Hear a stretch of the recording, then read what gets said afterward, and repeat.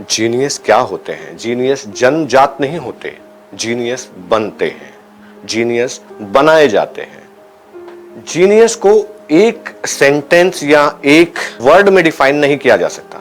जो रटी रटाई बातों को उपयोग में नहीं लाते, वो हमेशा कुछ नए की तलाश में रहते हैं। जो हर आंसर के पीछे क्वेश्चन मार्क लगाना जानते हैं, ऐसा क्यों है? एकलव्य के एक्सपर्ट आपके लिए लाइव परफॉर्म करने वाले हैं, तो लास्ट तक जुड़े रहिएगा एंड आई एम श्योर कि यह वेबिनार आपका जीवन बदल सकती है। आपकी वो सोच जो 16 और 18 घंटे पढ़ने की, हो सकता है कि आपका दिल करे 24 घंटे क्यों ना पढ़ा जाए। So please stay tune till the end of this session. Hello students, you're welcome to the world of Eklavya Education. Congratulations, you have taken one step forward to be part of this webinar. क्या आपको maths और science बहुत difficult लगती है? क्या doubts, difficult topics और learning methods आपके friends हैं? क्या आपका भी हाई स्कोर एग्जाम खत्म होते ही खत्म हो जाता है? क्या आप मार्क्स स्कोर करने के साथ साथ अपनी नॉलेज को भी डेवलप कर रहे हैं? ना तो हम आपको मैथ्स के फॉर्मूलाज रटने के लिए बोलेंगे और ना ही साइंस के डिफिकल्ट टॉपिक्स। तो क्या आप भी मैथ्स और साइंस को अपने फ्रेंड्स बनाना चाहते हैं? अगर हाँ, तो आज फिर हम आपकी दोस्ती मैथ्स और साइंस से करा ही देते हैं। एकलव्य एजुकेशन का ये वेबिनार आपके लिए बहुत इम्पोर्टेंट है, इसीलिए लास्ट तक अपनी प्रेजेंस बनाए रखें और एक भी टॉपिक को मिस ना करें। You all are bright minds. You all have some specific talent. As small kid, you were extremely inquisitive to explore everything you came across. Over the period of time, your curiosity is suppressed due to the pressure of sticking to complete the pre-structured school syllabus. You end up gathering more and more information without understanding in order to excel in school exam. That caused all sorts of disinterest in the subject, and you started believing that you are not talented. We all admire Einstein as a talented genius. When he was asked, "How come you are so talented?" he said, "I am not talented, I am merely inquisitive." Do you wish to be genius like him in maths and science? Let's take a pledge to be curious like him. Now understand why curiosity is important. Curiosity drives us to gain more and more knowledge, and the application of knowledge leads us solve problems, build new technology, etc. Now you must be thinking how to develop curiosity. To do so, we need to observe the happening around and keep asking, what is it?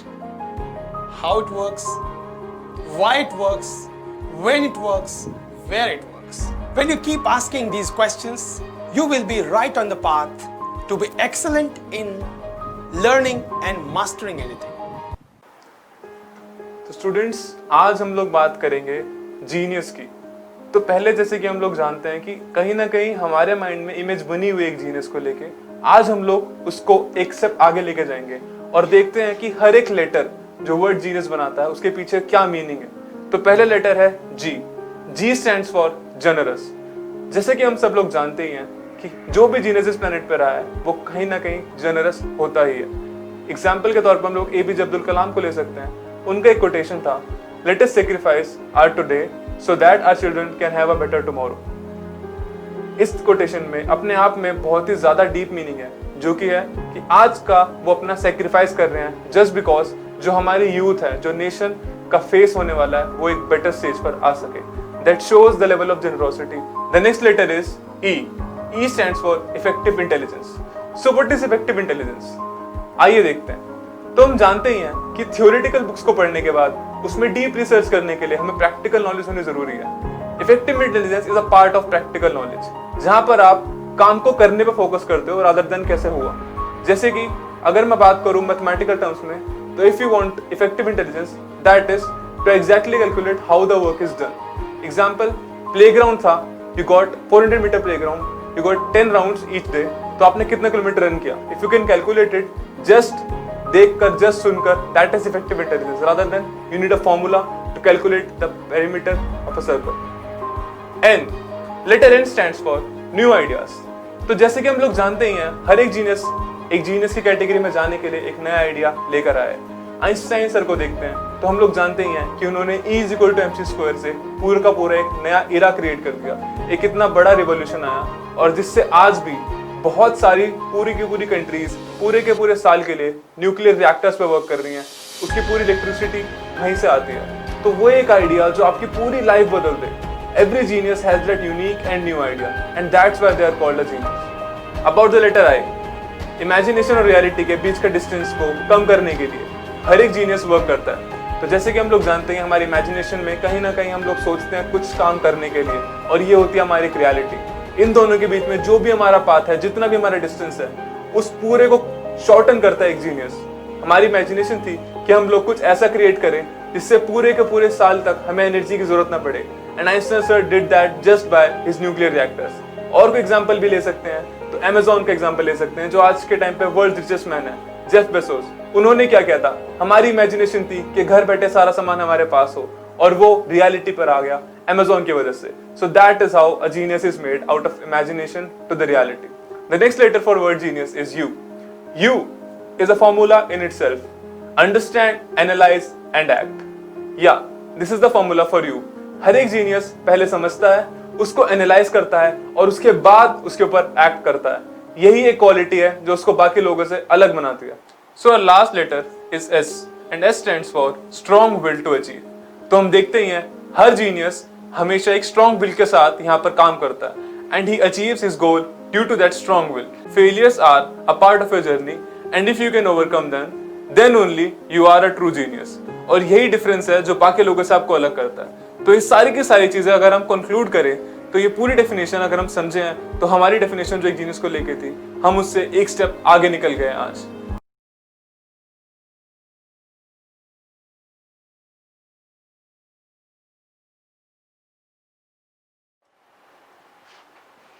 Hello guys, मैं अपनी बात एक बहुत सुंदर विचार के साथ start करना चाहता हूं। सकारात्मक सोच वाला व्यक्ति अमूर्त को महसूस कर लेता है, यानी कि इनविजिबल चीज़ें उनको देख लेता है, और अमूर्त यानी कि जिसकी कोई स्ट्रक्चर नहीं होती उसको फील कर लेता है, और ज़िंदगी में वो पा लेता है जो असंभव होता है। मैं बात करूंगा आपके सामने केमिस्ट्री की। मेरे साथी आएंगे, वो अपने अपने सब्जेक्ट की बात करेंगे। तो मुझे सिर्फ आपसे केमिस्ट्री की बात करनी है, और केमिस्ट्री में बात ये करनी है कि केमिस्ट्री को लेकर मैंने देखा है आपके मन में बहुत ज़्यादा फोबिया होता है। हम आपको जीनियस बनाना चाहते हैं, तो पहली जिम्मेदारी हमारी बनती है। मैं एक्सेप्ट करता हूँ। मैंने अभी कहा, वीडियो में आपने देखा कि जीनियस जन्मजात नहीं होते, वो बनाए जाते हैं और वो बनते हैं। बनाए जाते हैं टीचर के द्वारा और बनते हैं अपनी मेहनत से। केमिस्ट्री को पढ़ने का और पढ़ाने का तरीका कैसा हो, किस तरीके से हम पढ़ाएं आपको और किस तरीके से आप पढ़ें, आज के इस स्पेशल वेबिनार में हम इन्हीं बातों पर चर्चा करेंगे।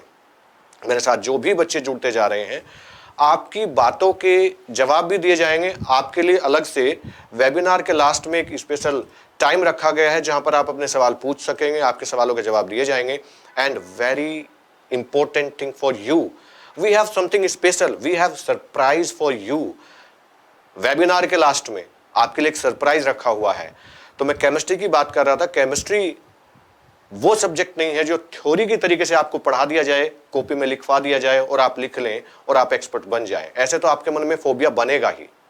सो what is difference between other subject and chemistry? Other subject means literature like English, Hindi, history, geography. It is a practical subject. It is based on experiment and observation. मेरा मानना है कि केमिस्ट्री को जब भी पढ़ाया जाए तो वो रिएक्शन जो आपको रटवाई जाती हैं वो आपको आइदर एनिमेशन और एक रियल एक्सपेरिमेंट के द्वारा समझाई जानी चाहिए, ताकि आपके मन में एक पिक्चर, एक उसका कलर कॉम्बिनेशन, उसकी जो भी एक्टिविटी है, फिजिकल और केमिकल प्रॉपर्टीज, वो छप जाए। अगर मैं ऐसा करता हूं तो मुझे पक्का यकीन है कि आपका जो ध्यान है, आपका जो इंटरेस्ट है वो केमिस्ट्री में बहुत ज़्यादा होगा। मैं किस तरीके से पढ़ाने वाला हूं, किस तरीके से केमिस्ट्री पढ़नी चाहिए, मैं उसकी एक झलक आपको दिखाना चाहता हूं। तो चलिए एक बार देख लेते हैं किस तरीके से हम काम करेंगे।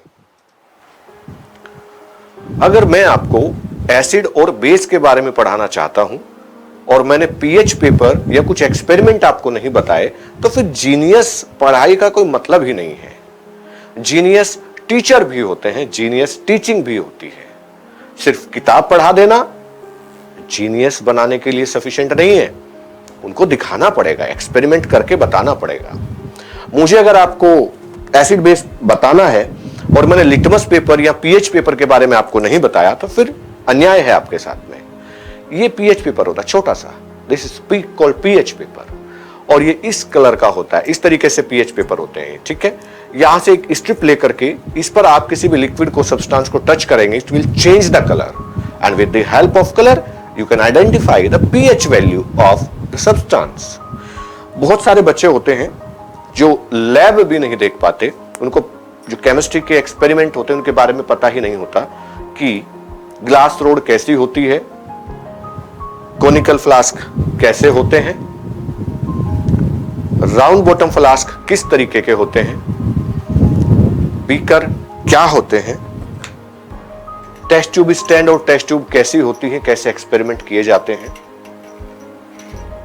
टेस्ट ट्यूब पकड़ने की जो ये इंस्ट्रूमेंट है कैसा होता है, ड्रॉपर्स को कैसे हम यूज करेंगे, ये सारी चीजें आज मैं अपनी क्लास में आपको बताने वाला हूं। और यहां पर कुछ मैजिक भी किया जाएगा, मैजिकल एक्सपेरिमेंट लाइव आपके सामने। आपने सुना होगा एक स्टेटमेंट है, रंगे हाथों पकड़े जाना, कैच बाय रेड हैंडेड। कैसे?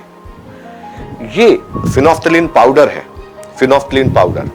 अगर इस फिनोफ्थलीन पाउडर को रब कर दिया जाए जो कागज के नोट होते हैं उन पर, और वो काउंटिंग करके कोई जेब में रख ले उस नोट को, वो हाथ पर लग जाता है फिनोफ्थलीन पाउडर। और फिनोफ्थलीन पाउडर वाले हाथ को अगर हम एक बीकर में डिप करते हैं, बीकर में जिसमें वाटर है, वाटर हल्का सा एसिडिक है, तो definitely it will change the colour. और भी कई सारे एक्सपेरिमेंट अलग अलग टीचर अपने सब्जेक्ट के जो एक्सपर्ट हैं वो लाइव परफॉर्म करके आपको दिखा रहे हैं। जब भी कठिन क्वेश्चन की बारी आती है या वे प्रश्न जिनके आंसर लेंदी होते हैं, तो पता है ना, दिल धक धक धक करने लगता है, और वो फोबिया आपको परेशान कर देता है, आपको याद नहीं रहने देता।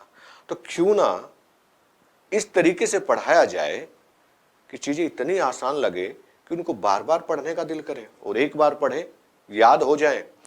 इसी टीचिंग को बोलते हैं स्मार्ट टीचिंग, और स्मार्ट टीचिंग से ही जीनियस पैदा होते हैं। एकलव्य पर पढ़ाने का तरीका ऐसा ही है।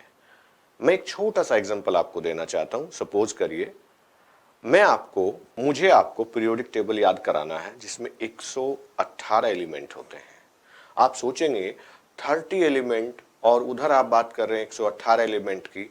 बिल्कुल, अगर मेरा पढ़ाने का तरीका ऐसा है तो फिर याद क्यों नहीं होंगे। आप देख रहे हैं मेरे पीछे complete periodic table. There are 118 elements and you can easily learn. आप आसानी से याद कर सकते हैं।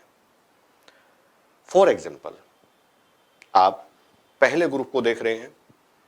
अगर मैं इस तरीके से याद कराता हूं, हलीना करे रब से फरियाद, आप देख रहे हैं first group hydrogen, lithium, sodium. अगर हम इस तरीके से याद करेंगे तो याद नहीं होगा, लेकिन हमने हलीना करे रब से फरियाद इस तरीके से कर लिया।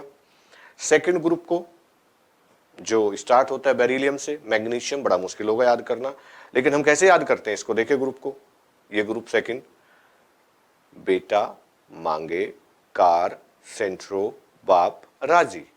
कितना आसान हो गया। आप इनर्ट गैस इसको देख लीजिए, इनर्ट गैस, ये आपकी स्क्रीन पर। इनको याद करने का तरीका, हीना, नीना और करीना के जीरोक्स रंगीन। हैलोजन ले लीजिए, हैलोजन ग्रुप 17 बोलते हैं। फर्स्ट क्लास भिखारी इन ऑस्ट्रेलिया, अगर हम ऐसे याद करें तो कितना अच्छा होगा। ग्रुप 15 ले लीजिए, नाइट्रोजन फैमिली, ये नाइट्रोजन फैमिली। इसको नाइट्रोजन फोस्फोरस करके याद मत कीजिए, इसको याद कीजिए नाना, पाटेकर, ऐश्वर्या सब बीमार। आप हॉरिजॉन्टली भी याद कर सकते हैं। एक पीरियड को ले लेते हैं, आपको पता है लेफ्ट टू राइट पीरियड होते हैं, ये आपकी स्क्रीन पर।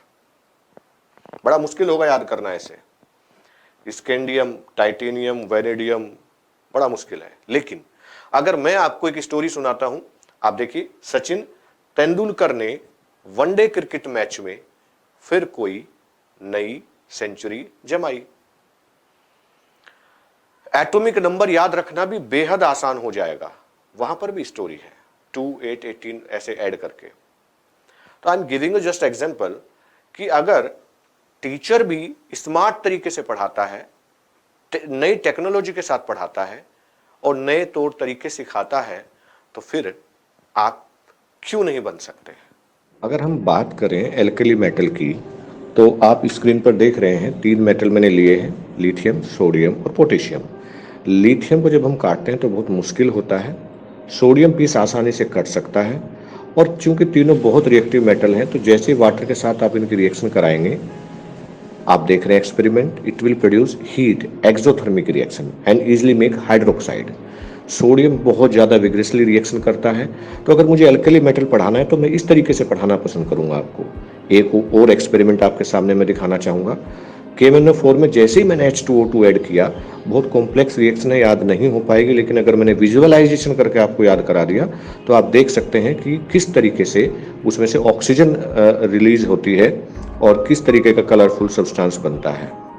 दूसरा, अगर मैं किसी ऑर्गेनिक कंपाउंड को टेस्ट आपको दिखाना चाहता हूँ, जैसे एजोडाई टेस्ट अमीन के केस में, तो मैंने उसमें NaNO2 और HCl मिलाया तो वो बेंजीन डाइजोनियम क्लोराइड बनता है, जो कि एक डाई है।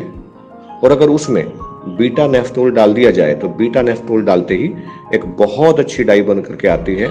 आप रिएक्शन स्क्रीन पर देख रहे हैं। तो रिएक्शन को याद करना मुश्किल है, लेकिन अगर हमने प्रैक्टिकली परफॉर्म कर दिया है इसको, तो फिर बहुत आसानी से हमें याद हो सकती है। तो ये बहुत अच्छा तरीका होता है हमारा एकलव्य का। हम इसको पिक्चराइजेशन करके आपको सिखाते हैं कि कैसे हम ये कर सकते हैं। एक और एक्सपेरिमेंट आपके सामने रखूंगा, आप देखिए, जो ग्लू होता है जिसको हम पॉलीइथेनॉल बोलते हैं, अगर उसके साथ में हमने सोडियम मेटाबोरेट को मिक्स किया तो इस तरीके का एक फोम जैसा, रबर जैसा कॉम्प्लेक्स बन जाता है। अगर हम सिर्फ सिंपली रिएक्शन देखें तो बहुत मुश्किल होता है याद करना, और वो अंधेरे में आप देखिए किस तरीके से वो कितनी प्यारी डाई बनती है, और ये मार्केट में अलग अलग नाम से बनता है, बच्चों के टॉय बनाने में काम आता है।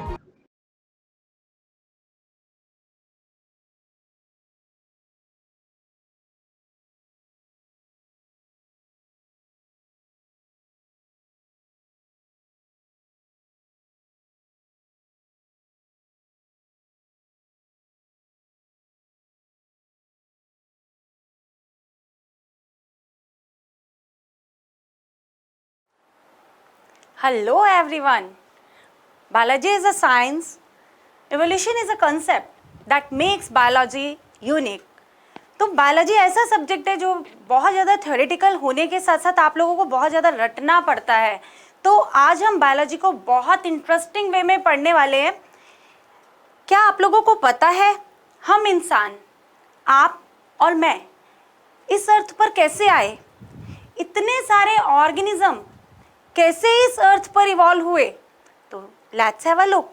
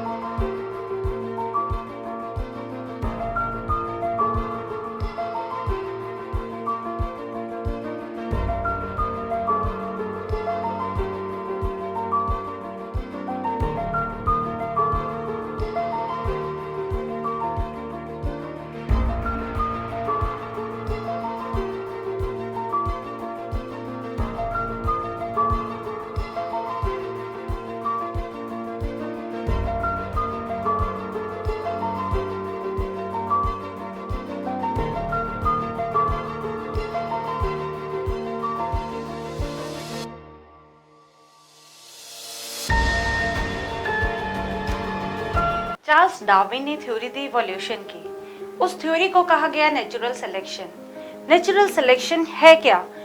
जो ऑर्गेनिज्म नेचर में सरवाइव कर लेता है और नेचर उसे सेलेक्ट कर लेता है, इसी थ्योरी को कहा गया है नेचुरल सिलेक्शन। सारे ऑर्गेनिज्म इस एनवायरनमेंट में सरवाइव करना चाहते हैं, लेकिन सर्वाइवल के दौरान बहुत सारे वेरिएशन उनकी लाइफ में आते हैं, और जब वो वेरिएशन के अंदर सरवाइव कर लेता है देन वो बेटर एडेप्ट कर लेता है अपने आप को। तो इसको हम एक स्टोरी से भी कोरिलेट कर सकते हैं कि जब ये कोरोना की पेंडेमिक सिचुएशन आई तो जो लोग ऑनलाइन के लिए रेडी भी नहीं थे, वो भी लोग अब आज घर में देखिए मोबाइल लेकर पढ़ना सीख गए हैं। पेंडेमिक सिचुएशन में सरवाइव किया और अपने अंदर चेंजेस लाए, और चेंजेस लाने के बाद उनके अंदर उस चीज को उन्होंने अडेप्ट किया, then it's the part of evolution. अब हम इस इवोल्यूशन को एक स्टोरी के जरिए बहुत अच्छे से सीखने वाले हैं।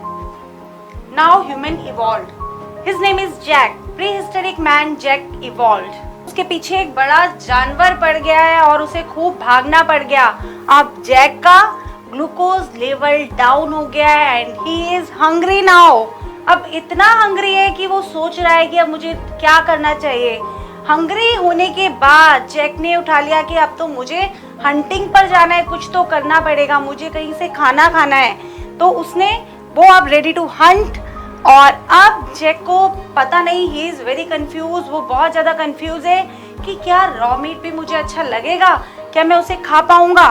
तो फिर उसने फायर का आविष्कार कर लिया। आप देखिए उसके पास आग है और वो अब मीट पकाकर खाने लगा और पीसफुली हैप्पीली अपनी पूरी फैमिली के साथ रहने लगा। अब कुछ टाइम बाद वो मीट से भी बोर होने लगा।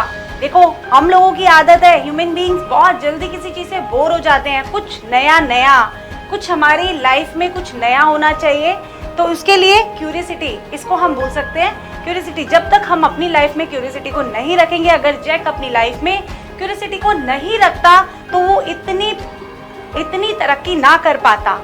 तो इसीलिए उसने अपनी लाइफ में बहुत ज्यादा प्रोग्रेस की, बहुत ज्यादा सोचता रहा कि मुझे क्या करना चाहिए। अब मीट के बाद उसे लगा कि कुछ और नया मेरे पास होना चाहिए, तो उसने प्लांटेशन स्टार्ट की। देखिए प्लांटेशन स्टार्ट करने के बाद उसे बहुत सारी सब्जियां, फल और बहुत नई वैरायटी के फ्रूट्स खाने को मिले। हमें वेरिएशन देखने को मिला प्लांट्स के अंदर।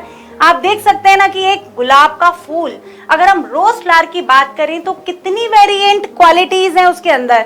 देख सकते हैं ना कि एक सफेद रंग का गुलाब का फूल भी है और उसके अलावा एक पिंक कलर का भी गुलाब का फूल है। इसी तरीके से उसने प्लांटेशन स्टार्ट की और उसे नई वेराइटीज ऑफ वेजिटेबल्स, फ्रूट्स खाने को मिले।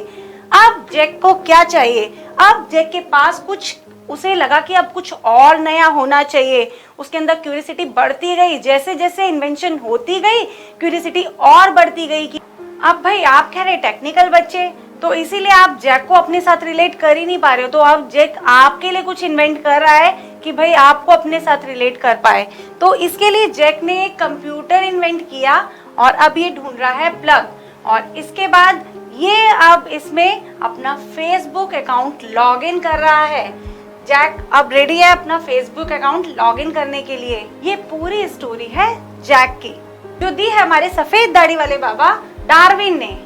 हमने अभी स्टोरी देखी जैक के बारे में, लेकिन क्या जैक ने इवोल्यूशन का एक पार्ट किया या फिर उसने प्रोग्रेस की? Evolution should not be equated with progress. Jack evolve हुआ, इवोल्यूशन तक इट्स अ पार्ट ऑफ, जब तक वो इवॉल्व हुआ it's a part of evolution, लेकिन आफ्टर दैट उसने जो भी किया वो प्रोग्रेस की। Evolution is not equal to progress. Variation को हमेशा हमें अडेप्ट करना चाहिए, जिससे हमारी लाइफ में हमेशा इवोल्यूशन होता रहे।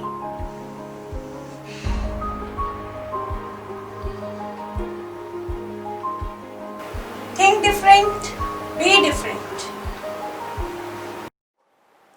Hello, so if you want to learn biology with such innovative and interesting methods, what you have to do? Just book our demo classes right now at Eklavya Education. And guys, don't go anywhere. At the end of the webinar, we have got a big surprise for you. So just wait.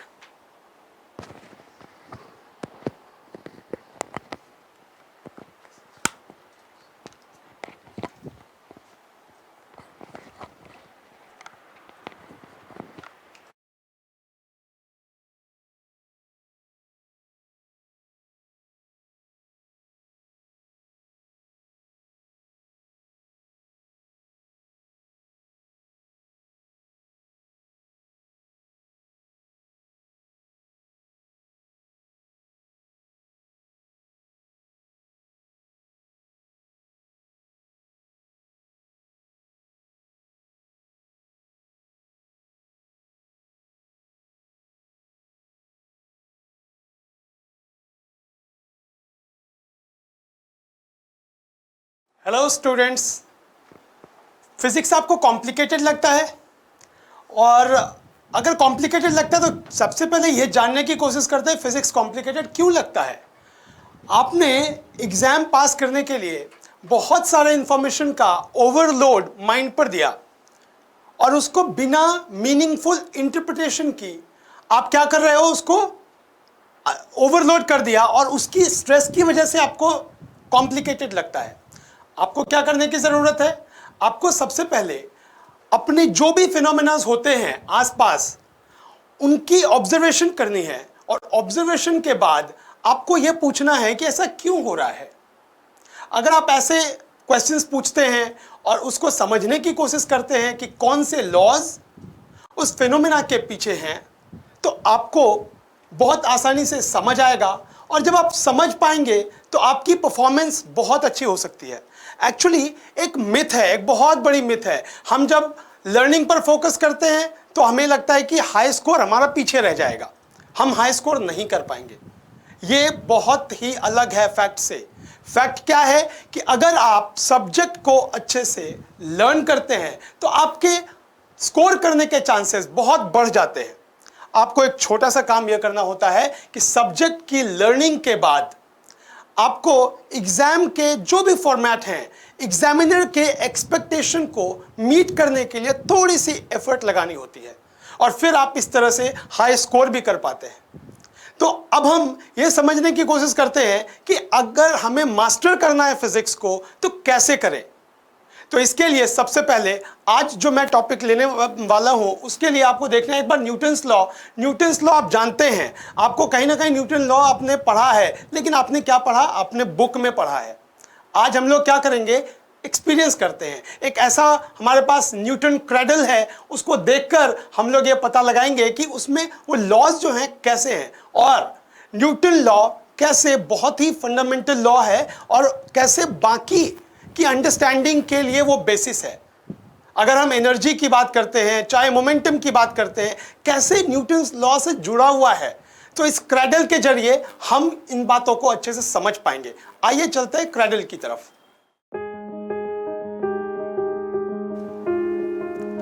ये Newton का cradle है, Newton cradle. आप देख पा रहे हैं कितने balls हैं? यहाँ पर 5 बॉल्स हैं, देख पा रहे हैं। और 5 बॉल्स आप देख पा रहे हैं कि एक बॉल को जब लिया मैंने तो एक बॉल को थोड़ा सा उठा करके मैंने गति दी उसको और फिर देख पा रहे हैं कि कैसे पेंडुलम की तरह वो ऑसिलेट कर रहा है। अभी ये रुक गया।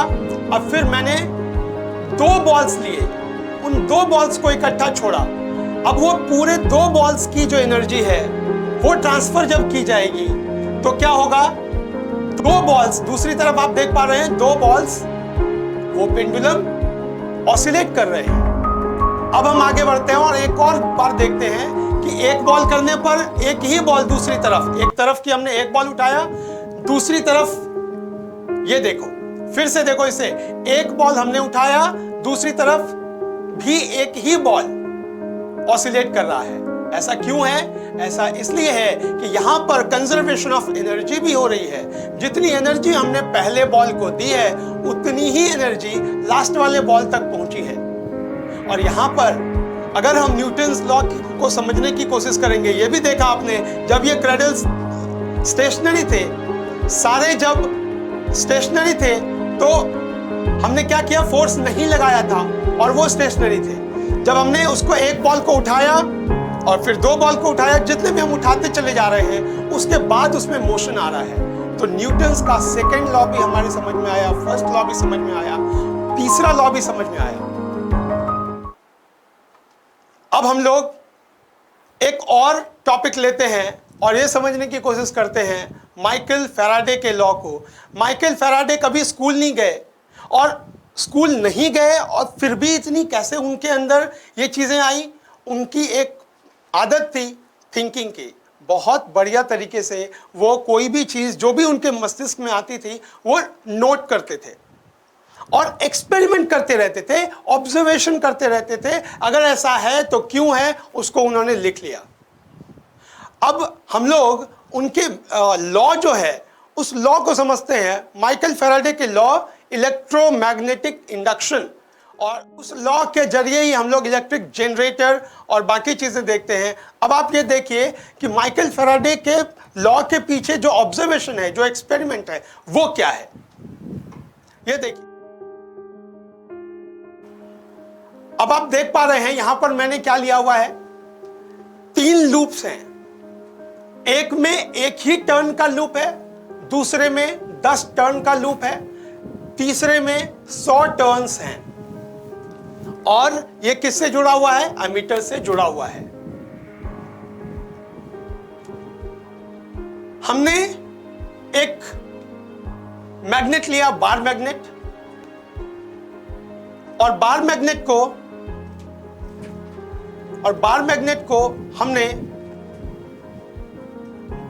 को हमने एक टर्न के कॉइल के आगे पीछे किया। आप देख पा रहे हैं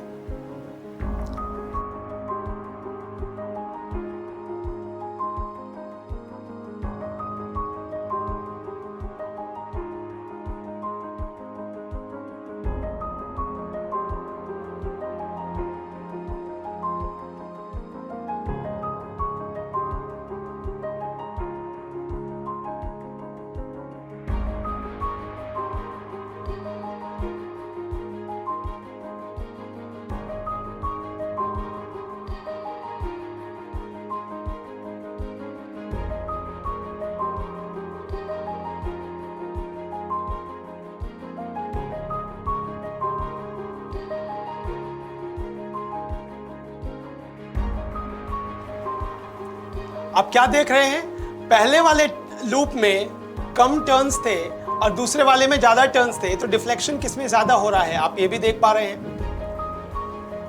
अब देखिए ये 100 टर्न वाले लूप के अंदर मैंने बार मैग्नेट को मूव कराया, देखिए डिफ्लेक्शन कितनी ज्यादा हो रही है। ये डिफ्लेक्शन इसमें ज्यादा क्यों हो रही है, इसके पीछे अब हम ये क्या सोच सकते हैं कि नंबर ऑफ टर्न्स अगर ज्यादा होगा तो डिफ्लेक्शन ज्यादा होगी। तो इसी तरह से आपने देखा कि हमारे आसपास जो भी ऑब्जर्वेशन है उसके बेसिस पर हम लॉ जब समझने की कोशिश करेंगे तो हमारे लिए आसान हो जाएगा। और जब हम लॉ समझ लेंगे तो फिर हमें इधर रटने की जरूरत नहीं पड़ेगी, इंफॉर्मेशन को हमें बहुत ज्यादा ओवरलोड नहीं करना होता है। और इसके बाद फिर आराम से आप जो भी लॉ है उसको आप लिख सकते हैं। तो हमारी सबसे बड़ी कोशिश यही है कि अगर हम पैसिव एब्जॉर्प्शन ऑफ नॉलेज के बजाय एक्टिव क्रिएशन ऑफ नॉलेज पर फोकस करें तो हमारी परफॉर्मेंस बहुत अच्छी हो सकती है, लर्निंग बहुत अच्छी हो सकती है। Wish you all the best, thank you.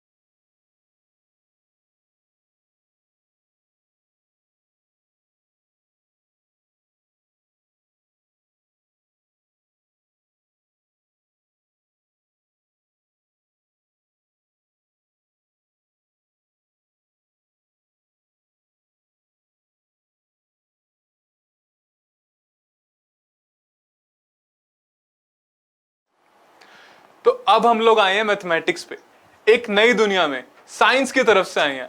और एक चीज हम नोटिस करते हैं कि मैथ्स जो हम लोग आज तक पढ़ के आए हैं तो हमें कुछ फॉर्मूलेज याद करने की जरूरत नहीं पड़ेगी यार, ये मेरी गारंटी है। आप लोगों को सिर्फ अपने लॉजिक पे काम करना है। अगर आपने वो लॉजिक बिल्ड कर लिया, there is no one who can stop you. तो आज हम लोग एक नए मैथमेटिशियन के बारे में जानेंगे। वैसे तो आपके लिए नया है लेकिन हमारे लिए तो बहुत ही ज्यादा पुराने हैं, एस रामानुजन के बारे में। उनके कोई कॉन्सेप्ट की बात करेंगे, मैजिक स्क्वायर के बारे में। तो बच्चों मेरा ये मोटिव है बताने का मैथमेटिक्स में कि क्यों ये इंपॉर्टेंट है, why you should learn it. आज के टाइम पे जहां पर कंप्यूटर साइंस, हम लोग इमेज टेक्नोलॉजी की तरफ जा रहे हैं, वहां पर भी जो सबसे बेसिक टेस्ट होता है that is your aptitude test. And to clear that test you need to have the basic knowledge of logic and mathematics. तो वहां से क्लियर करने के लिए आपको बेसिक नॉलेज और बेसिक कॉन्सेप्ट की जरूरत है। और मैं यहाँ पर आप लोगों की वो कॉन्सेप्ट ही ठीक कराने के लिए आया हूँ। बिल्कुल एक नए लुक से देखेंगे सारे फॉर्मूलेस को। तो आओ पहले स्टार्ट करते हैं एक मैजिक स्क्वायर से और देखते हैं क्या खास है उस मैजिक स्क्वायर में और क्या मैजिक है उसका। तो चलो आज कुछ नया सीखते हैं, कुछ अलग सीखते हैं बाकी लोगों से, जो शायद अभी तक बहुत लोगों को नहीं पता। और अगर आपको लग रहा है कि ये मैजिक स्क्वायर सिर्फ मैजिक स्क्वायर जो आपने आज तक पढ़ा है, तो यार ये डिसेप्टिव आप लोगों के लिए, ये फिर आपको कुछ अलग देने वाला है जो आपकी थिंकिंग से बहुत ज्यादा है। So let's talk about someone very old school, someone you do know about, और आपको जानना भी चाहिए, one of the great mathematician ever, S Ramanujan. Till the age of 32 Ramanujan sir ने हमें कुछ ऐसा दे दिया जो शायद एक पूरा का पूरा एरा नया क्रिएट कर गया। एंड उसमें से एक था उनका एक कॉन्सेप्ट नंबर्स के साथ, और नंबर्स के साथ उन्होंने ऐसा एक मैजिक स्क्वायर बना के दिया जो वाकई में मैजिक कहलाने लायक था। क्या था वो स्क्वायर, चलो देखते हैं।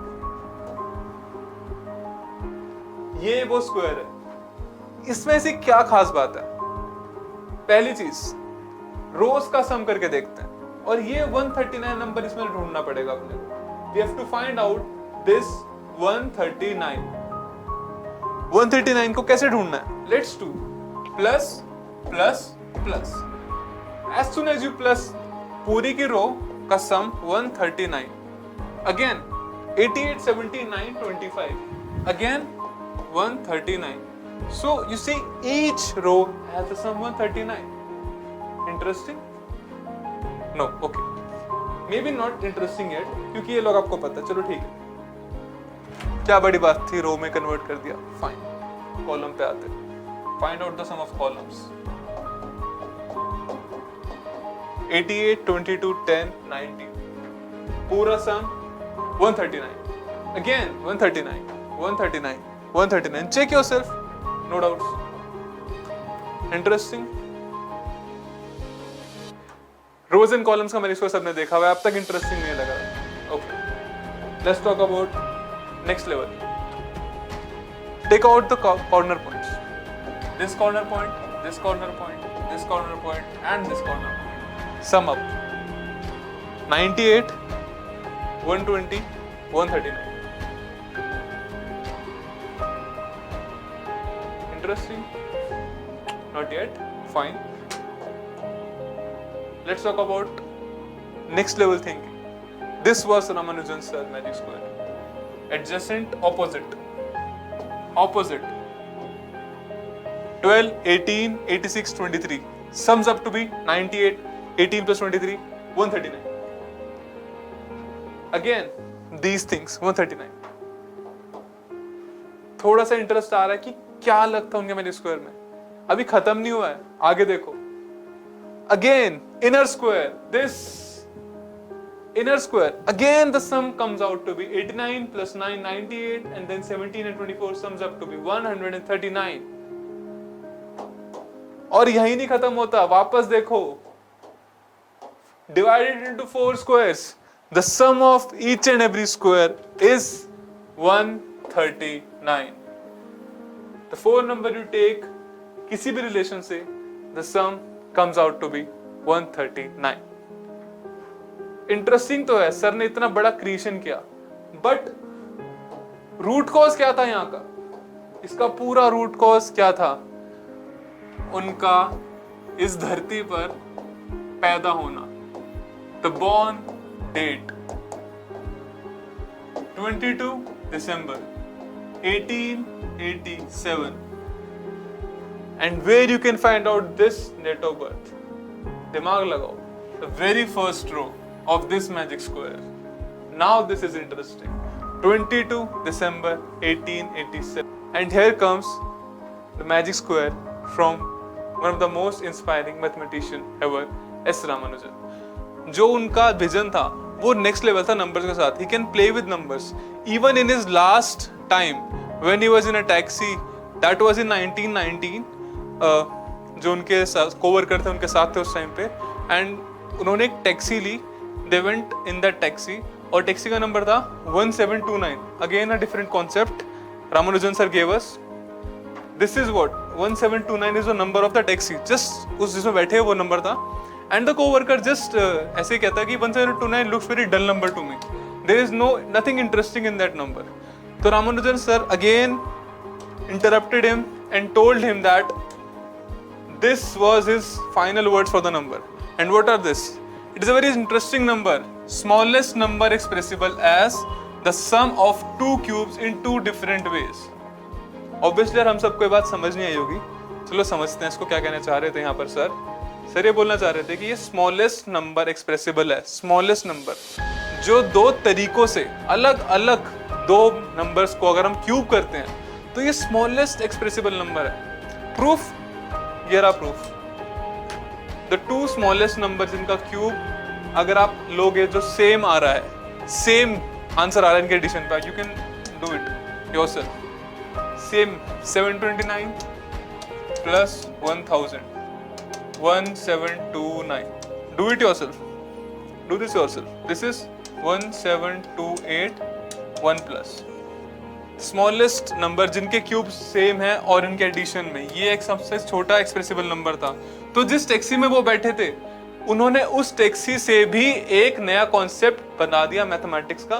This was the level of his mind. और ये ज्यादातर लोगों में प्रेजेंट होता है, लेकिन बस बात ये कि क्रिएटिविटी फाइंड नहीं कर पाते हैं लोग. तो हम हेल्प करेंगे आपको क्रिएटिविटी ढूंढने के लिए. तो अभी मैंने बोल तो दिया कि लॉजिक से हम लोग कर लेंगे सारे कुछ, हमें फॉर्मूला नहीं याद करने की जरूरत. लेकिन इसका प्रूफ क्या होगा कि मैं फॉर्मूला नहीं याद करने दूंगा. तो पहली चीज अगर आपको दिखाऊं तो पहले अपने मन में सोचो a प्लस बी का होल स्क्वायर का फॉर्मूला. आई थिंक इसके बाद आपको खुद आंसर मिलेगा. देखते हैं. तो सबने आंसर कर दिया. a प्लस बी का होल स्क्वायर 2ab क्या होता है? a square plus B square plus 2ab. ठीक है, लेकिन अब हमारा कॉन्सेप्ट ये है कि कैसे, कहां से आया 2ab और क्यों a प्लस बी का whole square a square plus B square पे नहीं रुकी. जस्ट एक स्मॉल स्क्वायर ले लेते हैं. हाँ, taking this square we just remember one thing. अब a प्लस बी का होल स्क्वायर है तो we just take this side to be a plus B simply. तो हम लोगों ने देखा क्या है यहाँ पर, तो a plus B A plus B A plus B A plus B, क्योंकि ये स्क्वायर है तो सारी साइड्स बराबर है. सो लेट्स सी कि व्हाट एक्चुअली हम लोग क्या करना चाह रहे हैं. अब देखो मैंने इसको डिवाइड करा कुछ इस तरीके से और मैंने जानबूझ के a प्लस बी इस तरीके से लिखा. अब मैं क्या करने वाला हूं, बस छोटा सा काम, just see to it what is happening here. a plus B था तो what we have done is we have divided the thing. ये a था और ये b था तो ये टोटल a प्लस बी हुआ. ये a था ये b था टोटल a प्लस बी हुआ. a था ये b था total a plus B and again a था ये b था तो a प्लस बी. सेम चीज जो हमने बड़ी a प्लस बी है. तो what we get a b a b. This is what we get exactly. अब इस पूरे स्क्वायर का, बड़े स्क्वायर का जिसकी साइड a प्लस बी है, उसका एरिया क्या होगा? Side square.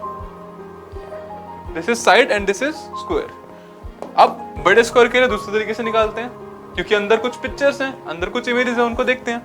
So considering this, what is this? This is your a square. This is your b square. And now this rectangle, what is this area of this rectangle? Is AB. This is your AB and this is again your AB. So if we take it directly, we get a square plus b square plus AB which equals 2AB. And this is from where we get the formula a square plus b square plus 2ab. और यहाँ से आपका 2ab आया था. These two rectangle जो हम लोगों ने नहीं देखे थे अपने उन फॉर्मूलेस के अंदर, हम लोगों ने इमेजिन किया था बस कि ये तो a plus B whole square है, तो why not a square plus b square. 2ab क्यों आया? 2ab ये दो रेक्टेंगल थे जो हम मिसिंग थे क्योंकि ऑल्टरनेट बना रहा था. अब आपने देखा this is your exactly how your formula was made. तो सबने आंसर कर. अभी तक हम लोगों ने पढ़ लिया a प्लस बी का whole square. Now will talk about something one step ahead and that is या cube formula. a plus B का होल क्यूब. ज्यादातर बच्चों की प्रॉब्लम होती है कि उनका क्वेश्चन हमेशा ये होता है कि यार क्यूब का फॉर्मूला याद कैसे करें, समझ ही नहीं आएगा तो याद कैसे होगा. तो ऑब्वियसली आज हम एक नया कंसेप्ट सीखेंगे. उस कॉन्सेप्ट में हम लोग देखेंगे a प्लस बी का होल क्यूब. अब सब बच्चों को ये बातें पता है कि इसका formula a cube plus b cube plus 3ab and a plus b. And when we multiply this we get 3a square b and 3ab square. हम लोगों को ये सारी बातें पता है. अब अगर हम इसको इमेजिन कर सकते, 3D में देख सकते, तो कैसा लगता। तो इसीलिए आज एकलव्य एजुकेशन आपको ये 3D में दिखा रहा है इस फॉर्मूले को। So just learn something new with this. Now अब हम बात करें अगर इस फॉर्मूले को कि समझना है जाकर तो कैसे समझेंगे। वॉल्यूम की बात करेंगे हम यहाँ पर। अभी तक हमने स्क्वायर की बात करी थी, एरिया की बात करी थी। अब वो स्क्वायर क्यूब बन जाएगा और रेक्टेंगल क्यूबॉइड बन जाएगा, बात वही रहेगी। तो लेट्स सी। नाउ अब हम देख रहे हैं कि कुछ पीसेस हैं इसके अंदर, स्मॉल पीसेस। ये एक्चुअली क्यूब इन पीसेस से ही बना है। You can see by rotating each and every from each and every aspect you can see या। So what here we get that the particular colors assigned to something and the colors speaks for themselves. Blue, अगर आप इसको चारों तरफ से देखोगे तो you will get to know that yeah this is a perfect cube. Perfect cube पूरे formula में दो ही हैं. The one is the bigger one that is our A and the one is the smaller one that is our B. तो बड़े वाला cube जो perfect cube है वो कौन से कलर में है? ब्लू कलर में या एंड छोटा क्यूब जो परफेक्ट क्यूब है that is your red. You can see from here right. Red and blue they are your perfect cubes. इनका फॉर्मूला भी क्यूब में होगा. तो here comes the A cube and the B cube. Volume निकाल दिया हम लोग ने. अब अगर हम ब्राउन को देखेंगे तो हम देखते हैं कि ये कुछ लंबा है और इसकी लेंथ भी ज्यादा है. हाइट एंड लेंथ बिल्कुल बराबर है एंड ज्यादा है. पर width if you see it by this angle इसकी विड्थ कम है which clearly shows कि विड्थ पे ये B साइज का है लेकिन लेंथ और हाइट इसकी एक ही है. तो here comes your A square B. Okay, and here are three brown color. अगर आप स्क्वायर को देखोगे तो ये this is one, this is two and this is your third one. तो यहाँ पर आया आपका 3A square B. Now the 3AB square part. मैंने स्पेशली येलो कलर साइन कर रखा है उस पार्ट को भी. अगर आप देखोगे तो यू विल सी ये क्यूबॉइड. इस क्यूबॉइड को उठा के देखते हैं. इस क्यूबॉइड की बात करेंगे तो here is B, but the length is obviously A, and from here we can clearly say it is AB square. And there are again three of them, the three yellow, 1, 2, and the third one is here, 1, 2, 3. They are the three yellows here, 3 yellows, 3 AB square. So from here we can say A cube plus B cube plus 3A square B plus 3AB square. And this is the formula of A plus B का whole cube. अभी तक हम लोगों ने पढ़ लिया. Well, hello kids. Good afternoon. My name is Gaurav Singh Tomar. I live in London and I am in IT software business and also I'm a teacher. I love teaching. I've been in this profession since last, I would say, almost 17-18 years. I don't know, should I continue speaking in English or should I also mix Hindi? I think it's better to mix both the languages. It's been a while. I've been living in London, I think, from last almost, I would say, 10 years. Usse pehle, I used to work in India as a profession. I worked in couple of banks, couple of big IT companies. And after that, because I always had a dream to go outside of India to basically explore new opportunities. So I just left my job there, took a visa for UK, came here in 2010. And since then, life is just running like like a rocket, to be honest. It's like very fast. I have worked in a couple of banks here. I have also worked on designing my own products. We also do a lot of education related stuff here. So that is especially in IT, whether it is software or hardware. And slowly we are also moving in the basic education, like the way we have started doing it in India via Eklavya. So we have a long plans related to Eklavya, and then taking it abroad or you can think it as a kind of multinational company. So initially, before I talk to Eklavya, I want to just talk about my background. So I belong to a very small village in UP. It's near Barot. I don't know whether you guys have heard about it, but most of my education is done or is happened in India, in my village. So we had a like intermediate college in our village where I did my 12th, and then after that I moved to I basically did my graduation from Badot, and then I went for higher studies for MCA. So I did my MCA from Lucknow. And after that, just got the job, and as a like normal middleman people, I always just continued doing the job, and then I had some dreams, so I started exploring those, started doing some experiments. So that's how the journey began. If I just remember those days, I think I'm really glad that I got this opportunity to talk here today in front of you, so that at least I can bring my experience, I can bring my challenges which I faced. So as a small town village guy, I always had issues, like I didn't have those many resources like the kids, which if I compare my days with your days now, you have got plenty of resources, you have got plenty of support, you have got plenty of help available with you guys.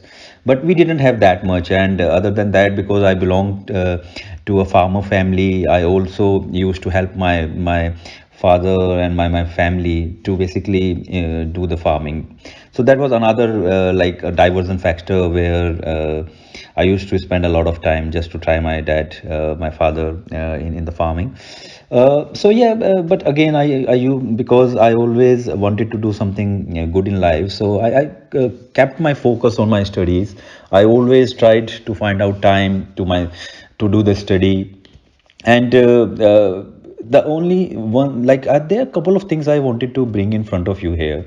One is you should have a dedication. If you have a dream, right, and you have the dedication to achieve that, you will never ever fail in life. You will have some failure in life, definitely, because that's a fundamental thing of the life, but you will achieve it. The other major factor is the hard work. You should be very hardworking, and the dedication plus hard working makes a brilliant combination to achieve your dreams or your targets. So these are basic, I would say, two fundamental blocks of your life, and your current stage of life is in a situation where you need to be very focused, you need to be very hardworking, you need to be dedicated.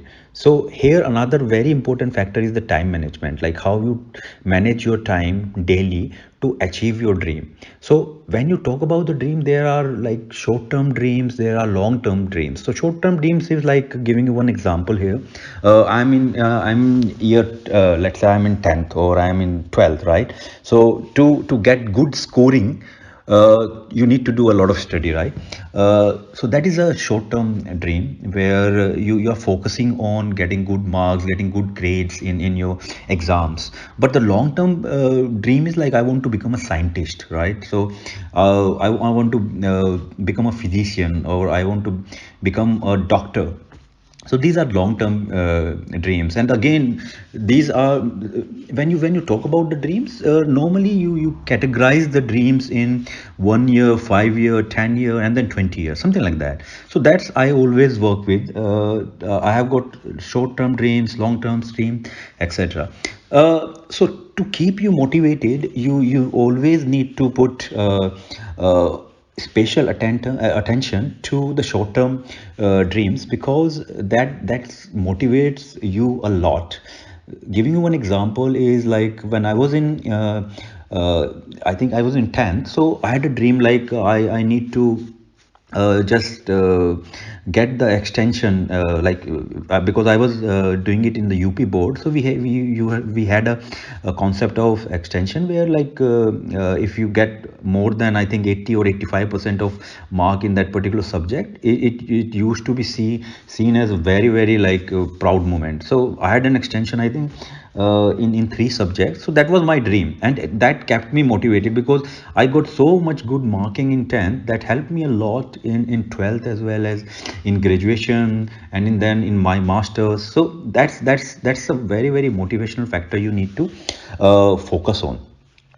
Okay, so how there are, so these are like different things I talk about, like how will you keep yourself motivated, how will you do the time management, how will you basically just think about the long term goals, short term goals, etc. What is your favorite subject? That is another thing where a lot of people should basically focus on.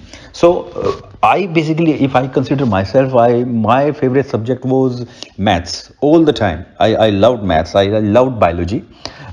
Physics was also I used to take a lot of interest, but chemistry, I didn't have any interest, to be honest, in chemistry. So I always it was like my low profile subject all the time.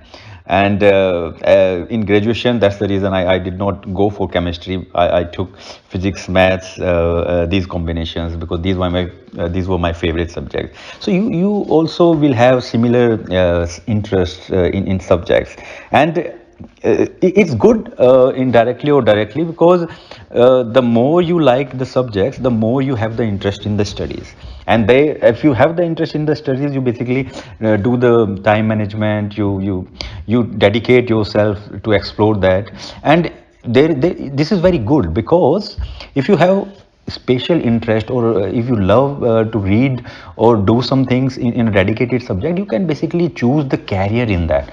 If I'm good in maths, I can choose it as a career. And there is a lot of opportunities all over the world where there is a lot of demand for maths. So giving you one of other example here, that is a live example of one of my friend.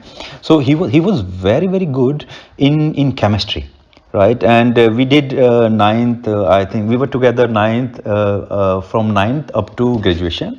And he is currently in US, and he is one of the top 5 scientists there. So that's one of the example. Like he was not good in maths, he was not good in physics, but chemistry, oh my god, like he was a damn good I would say kid, who always paid special attention to this subject. And that's the reason he is there where even nobody can even think to reach there. He is one of the top 5 scientists, and he works in ISRO.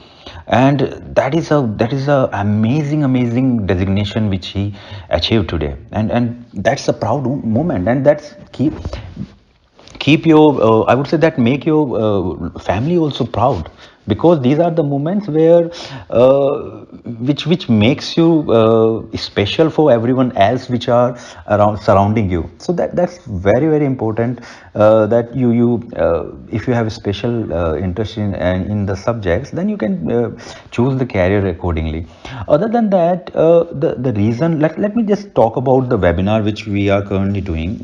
So this is, I would say, this is a short-term goal. So we have a lot of I would say goals, or I would say plans for Eklavya in future. And short term is like we will pay special attention to the education system, like which is the basic education for kids here. And slowly we will start helping the kids in different areas. So one of the example I wanted to bring just in front of you guys, like when you do your education, right, and when you have a dream about the job, or let's say you want to do something good in your life. Let's say if I take an example of IITs, right? So every kid normally start the IIT preparation from 9th onwards. And so how would you make sure that you increase your possibility to crack IIT? That is one of the basic fundamental question every kid normally see. or every kid normally face, right? So here is another thing which we have a plan to develop is how would we basically use artificial intelligence or machine learning to build the prototypes that will help you judging or comparing yourself with others. So we will have, I think in next few months we will introduce couple of like courses for all of our kids, that if you have the access of the system, then you will see how is your growth monthly, daily or weekly, and then how, where do you sit compared to other kids, and then we, based on your interest and based on your learnings, we will also we have the plan to extend it to basically just shape your career in that particular area. And then we will start giving you a lot of like career counseling and what are the things which you can do in the world, not in India as well. So currently we have a small team which is focusing on Europe. So especially in Europe, we are talking about Britain, we are talking about Germany, and we are talking about France. And then we also have a team which is working in US zone. So you will get all the information from the whole world about the new things which are happening, where can you basically get the best education. We will help you out. And other than that, what are the factors, or what are the things which will help you in achieving all these things. So that's our plan, which is like a short term plan, and we are working towards, I think, just 6 to I think 12 months of the total time frame, and we should have this system available to all of you once it is done. And then we also want to help your parents here. As a parent, I am always worried about the growth of my kids, right? So I want to give your parents a system where your parents can see the system, and they can see like where are you, how good is your progress, and whether they are the progress is basically in line with the expectation of your parents or not. So that will help you guys also indirectly, because your parents can see the things in front of them, right? There will be reports which will say that you are doing very good in maths, you are doing very good in physics, or you are doing very good in let's say statistics or biology or whatever. And if let's say you are lacking somewhere, then your parents will see and help you out. That let's say giving you one example here, let's say you are slow in maybe biology, right? So your parents will see, and you also will see that you are lacking behind in biology compared to other kids, or compared to the other participants, let's say who are participating in an exam. So you can straight away, as soon as you know that this is a weak area, you will start putting special focus on that, and we will also help you out there. Our plan is to basically fully automate this whole system, so that you are not dependent on us at all. You just log in on Eclair Center, and then you will see all these things, and then you can start working on improving yourself. Your parents can also start help you out there. So there are long term plans. Or other thing which we want to make sure is the quality. So we want to improve the standard of basic education in India, especially the online education.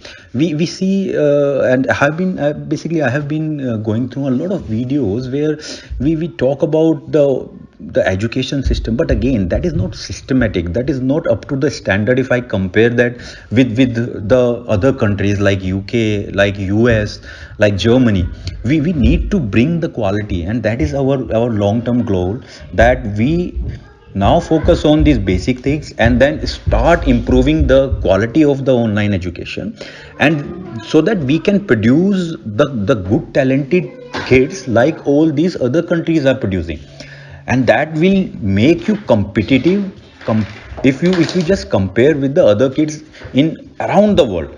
That is our long term plan. That's the way we want to build the whole online system, whole education system. I think I have taken almost a lot of time. There are a lot of other things which I wanted to bring in front of you, but again, because of the timing constraints, let me stop here. I think we will keep doing these kind of great sessions for all of you kids, so that at least you know what's going on in the world and what can we bring, or what can we bring in improving the things in your life. That is the thing which where we are working upon. We are still very small team, but again, we need your support. If you have any ideas and you want to see, let's say, you need some help, just let us know. Let Sudhir ji know, let Monica ji know.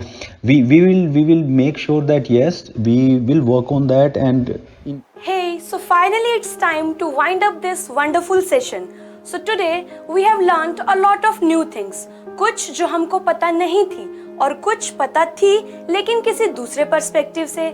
From human evolution to exciting experiments, from dynamic laws of physics to a different standard of mathematics. हमने आज बहुत कुछ सीखा. And it all comes down just to a simple question. What do you want? You want the same primitive methods of teaching or want something innovative, some new techniques to be inculcated in your learning process? And for this, what you have to do, just connect with Eklavya Education so that your learning reaches a next level. We do have something special for you guys. Yes, after all, you have attended the full webinar. तो special तो बनता है because you are special guys for us. So we have the free mind maps of physics, biology and chemistry. And where?